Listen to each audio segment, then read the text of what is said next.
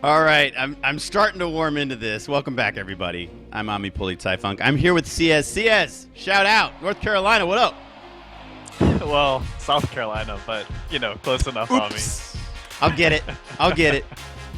I'm almost settled down. Technical difficulties drive me crazy because I'm a perfectionist. I got half of my blood is German, and Germans are perfectionists. So on my mom's side, I want every little thing to be perfect, and we're getting there. At least we've got your audio good. I think for this game, at least the audio seems to be working. Right? At least we have audio now. I don't think we should push it. I think we should. I want to be greedy and say send me your video, but I don't think we should push it yet. Let's just let's try to cast a game together with both of our audio. Let me just set up my overlay really quick.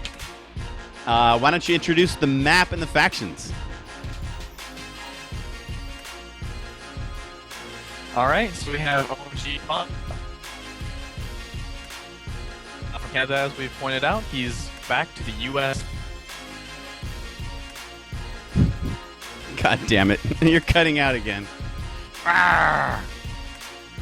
I'm so mad. What are you doing to us?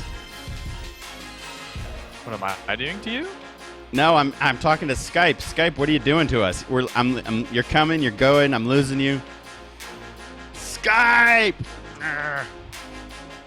We put this show together at the very last minute. Guys, if you want to help us out, we need more casters, we need more observers, we need more good senders, we need more referees, we need more moderators.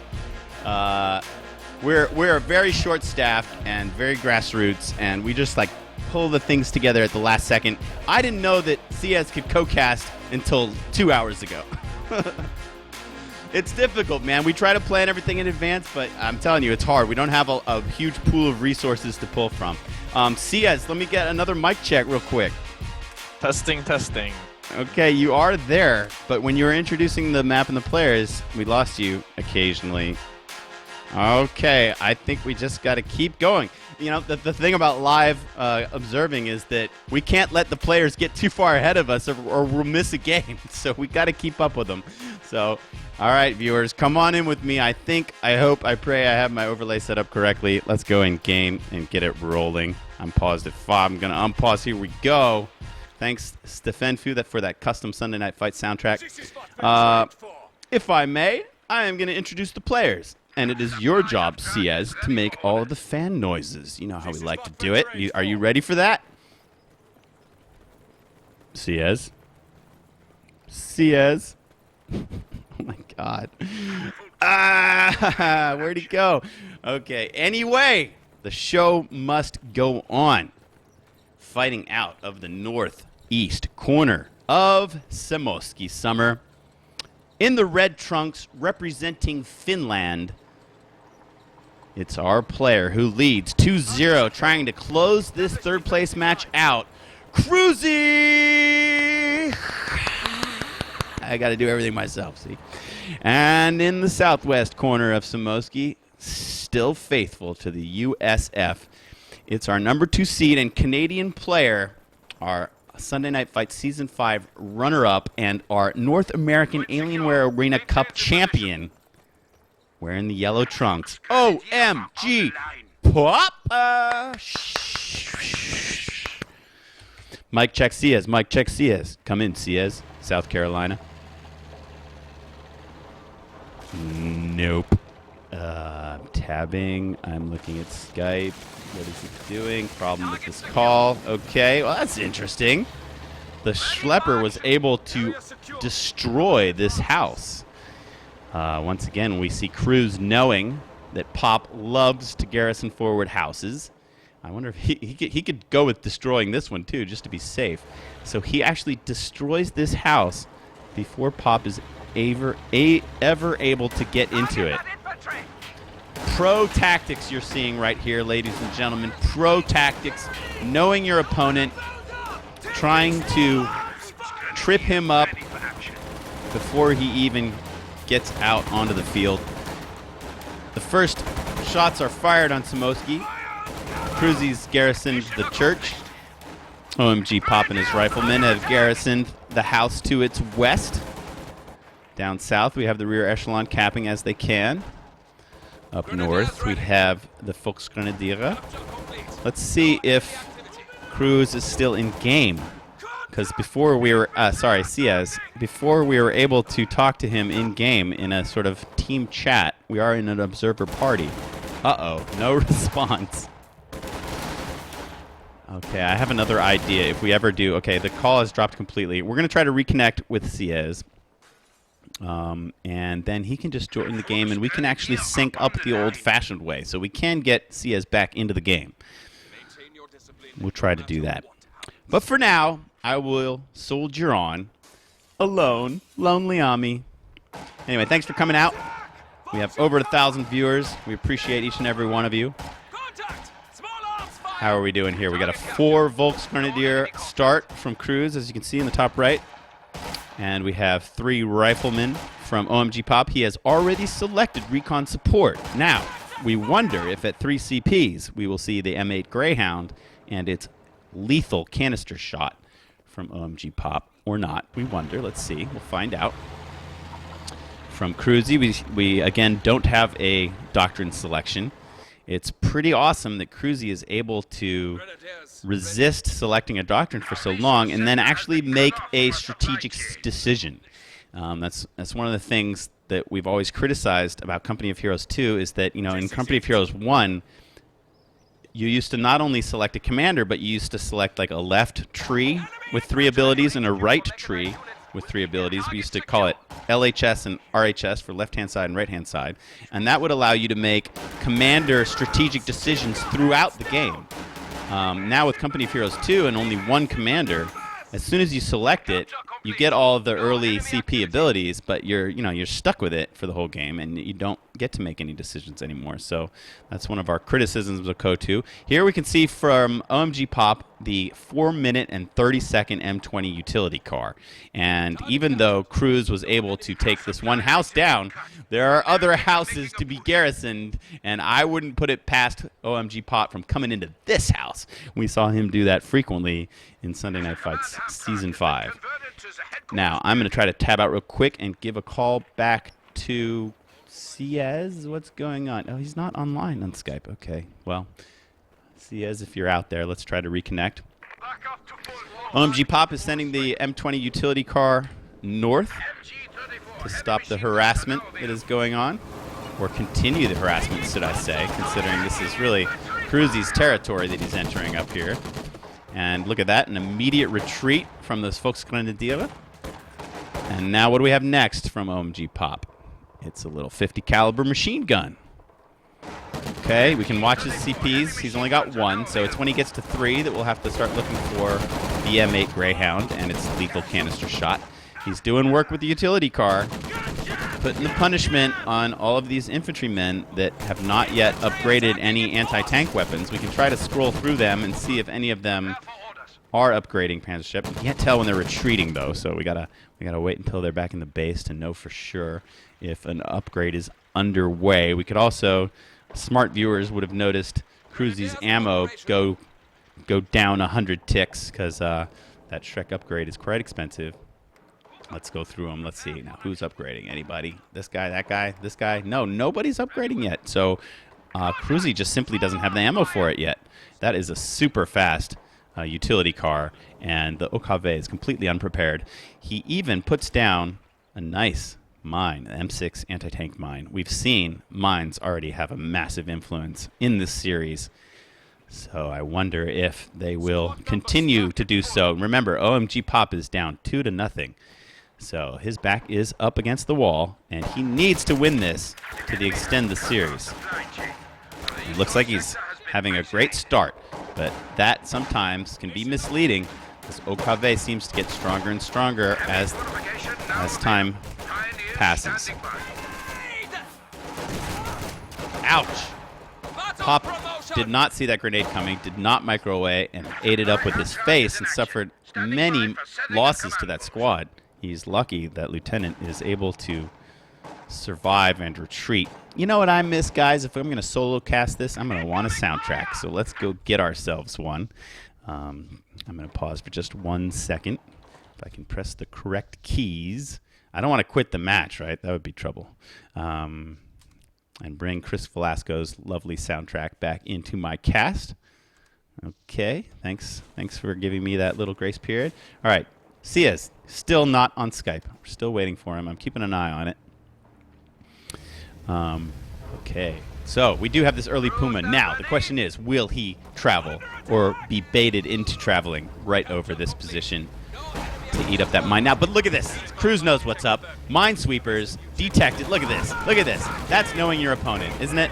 Isn't that wonderful to see strategy come into play? Cruzz just walked straight to where he thought the mines would be, and sure enough, the mines are there. So beautiful job by Cruzz upgrading these sweepers. That's what was not done by Pop when he rushed that vehicle out in the first game, and he wound up losing it right off the bat to Cruzz's shoe mine. So Cruzz will not fall for that trick. He upgrades the sweepers, he sweeps the mine, a beautiful play, and paves the way for his Puma to safely get onto the field. Now, this is another common mine position, and look, the Puma does not want to go over it because he doesn't know if there's a mine there yet or not. It's these guys' duty to go and find out before the Puma takes any risks. All right, Cruzz trying to push out around the top. It's one of the nice things about Samoski is that we can see pushes happening in one of two places. One is across the bridge, and the other is around the top. And so Cruzz has elected to push around the top, and you can see he's moving his entire force around there, spearheaded by the Puma. We see the Volksgrenadiers capping up, spreading out and capping up. Now, it's when they're spread out and capping that they're weak, and, you know, Pop could take advantage of that and hit him, but he doesn't want to hit him. He's just content to press his advantage in the center of Samoski, where he has this MG34 crew totally hard countered, and Cruzz will have to retreat. Now, let's see how these guys are setting up these front lines for the clash that is inevitable. We have another 50 cal coming out from OMGPOP as his original 50 cal caps the strap point right outside of Cruzz's base.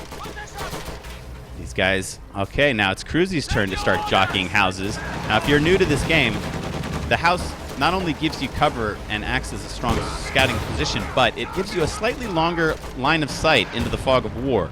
So particularly the church, if I turn the fog of war on, you can see from Cruzz's perspective, this house here gives line of sight, or maybe these guys, all the way, now the Puma, you can see the line of sight increasing. So hopping in the house gives you a slightly larger radius line of sight. Uh-oh, the M20 is in a lot of trouble. Looks like OMGPOP was really out of position, and that is going to fall. First kill for the Puma. Oh, my goodness, he might get the AA next. This could be it, folks. This could be it. Oh, my lordy, Pop. Pop might have something else to do. He looks like he's trying to bow out of this quick. He had such a nice start, but then he just literally threw away his first vehicles. I think those mines are still cloaked. But, oh, Pop is not having a good time in this bronze contest.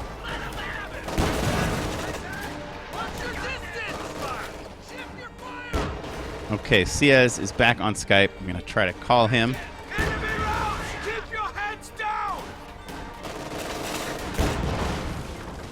Did these guys sheathe their minesweepers? I think they sheathed them. They can put their minesweepers away. I think he still doesn't know about that mine.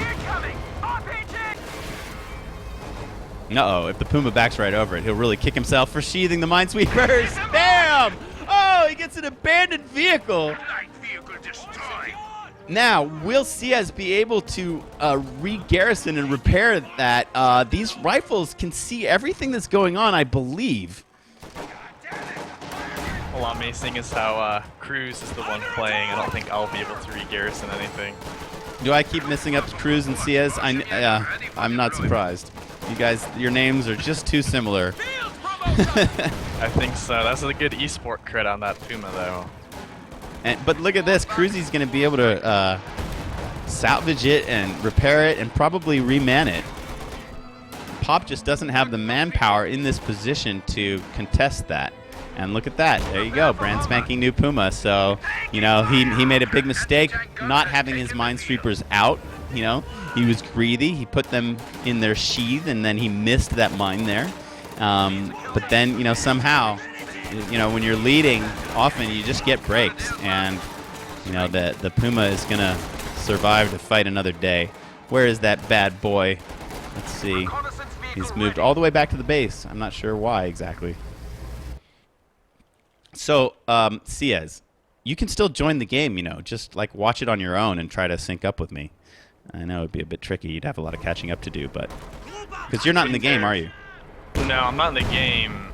Wouldn't it be, like, always 8 minutes behind?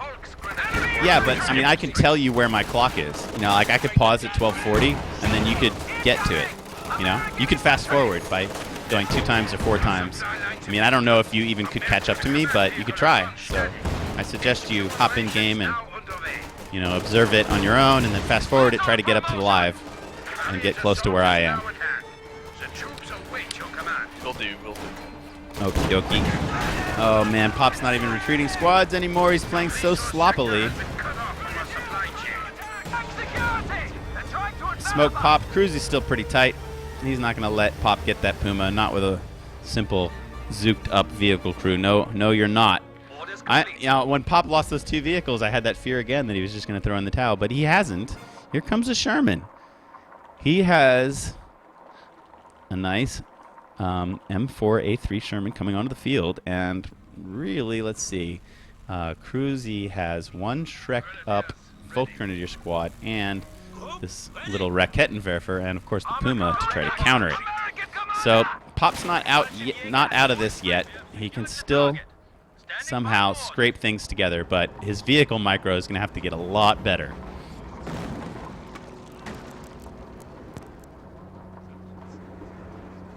All right, it's quiet here. We got a skirmish way in the corner of the map. Look at this Major. He's hiding by the lake. You never see this part of the map get used. This Major's going to run all the way back to the corner. And now finally a retreat. So, if anything, he's wasted the time of those Grenadiers that had to chase him back there. Now the Sherman arrives, and look at these Grenadiers almost had this flag up, but aren't gonna finish the job. Now let's see, what are these guys gonna do? I don't. Does Pop remember that they're there? He might not know that they're there because of the fog of war. They are hidden at the moment, so he is not going in there to shoot them. He's backing his Sherman, repositioning. He doesn't want to get caught out of position. He doesn't want to die to some kind of blitzkrieg attack by some Shrek'd up folks and that little Rakettenwerfer. All right, look at Pop. I mean, he's got units all over the center of the map. They're fighting on many fronts now. This squad is really not where it wants to be. This is the squad with the Panzer Shrek, and it needs to be up here. So it is on completely the wrong side of the map. The Puma really has nothing to assist it. Sherman v. Puma, that's not a great fight for Cruzz. He does have the little Rakettenwerfer backing him up. So the Puma does outrange it, so if his micro is super on point, he could somewhat win the fight, but it's very difficult. Okay. Finally, it's interesting, these Folk Grenadiers did wind up finishing the cap up there, while the Sherman was preoccupied. Ooh, look it. Cruz's moving his Puma to the high ground. This is a very tactical engagement. The Puma is using... Oh, look, he's attacking ground at where he thought the Sherman used to be. He's attacking into the fog of war. But, of course, Pop's Sherman has moved far away from that and is going to go fight in the center. Interesting. You know, Cruzz still has this little foothold of infantry across the river. The way Cruzz is splitting his forces is very interesting. He's retaining a small foothold. It's like I don't think he can win either of these skirmishes is the problem. With Axis, often, if you try to split your forces, you wind up losing both skirmishes. It's only when your entire force is together that you can really dominate the allied player. Okay, the Puma is going to attack the Sherman, which now has a damaged engine. The Puma's going to get a good hit in, but whoa, I think he's out of control. Yes, he is. Nicely done. Nicely done by Pop to destroy that Puma a bit mismicroed. He was trying to set up some kind of ambush with the Rakettenwerfer, but the Puma got way too far forward. Oh man, these Sturmpioniere, if they could only hop in the house, they could give Viz on the Sherman, but instead they are annihilated. Now the Rakettenwerfer is just out on its own. There's no infantry to support it. Wow, you know, when Pop threw those first two vehicles away, I thought this was going to be another, like, 15-minute GG, but suddenly Pop is all up ins. He's all up in, Ciez. Yeah, he's looking really strong, and I think that's an improvement that I guess Pop has made. Is I think in the past, you know, if things don't go his way early on, he was one that might throw in the towel a bit early, but we've seen him being a lot more resilient in these past couple of games, and it looks like he's really turning it around in this one especially. Yeah, we noticed that vividly in the first game. We felt he was lost for quite some time, but he kept fighting. And you know, I was glad to see it then, because look now. Look at this game 3. There was a situation where he lost 2 vehicles really quickly. He could have just quit, but he didn't. He's still fighting. Now he's got 2 Shermans on the field and relatively good map control. He's got CS really backed in. So, you know, that just goes to show that fighting spirit has value, and we're seeing it pay off. Yeah, his army, I mean, look at that huge army. He has 3 machine guns, 4 rifles, and his lieutenant, and 2 Shermans, but still 35 income per minute and plenty of manpower to just keep calling in tanks. What a huge XP flower as these Shermans do a sandwich. Now, Pop's bringing 1 Sherman behind the Raketenwerfer. It's trying to reposition, but the main gun destroys 2 of the soldiers and now clears that Raketenwerfer. These Shermans have now dominated this position. There's nothing up there to shake a stick at them, except perhaps this shreked up Volksgrenadier squad. But they are teeing off now. They're killing Fallschirmjägers. Cruzz really needs to retreat these guys. They're going to die. They're going to die sadly without even trying to preserve their lives. Perhaps he's microing up here. I don't know what Cruzz is up to, but yeah, he's buying it right now. If Pop can annihilate this retreating squad, oh man, I thought Pop would chase him, but instead he's just going to go up and he's going to gank these guys. He knows he's got them overpowered. He did lose the lieutenant though, needlessly. I guess he felt if he had retreated, he would have died. But wow, he might get payback in the form of just rocking these infantry, and Cruzz surrenders. GG. It's not over yet, folks. It's not over yet. Let's give a nice portrait of these Shermans. These bad boys. 2 really early Shermans. Look at these guys. I love it. Oh man, look at this. That's the beauty of Company of Heroes 2. In what other RTS can you get a scene like this? No other RTS is the answer. Guys, that's going to be an Allies victory. Please enjoy this Happy Holidays card from Kotu.org.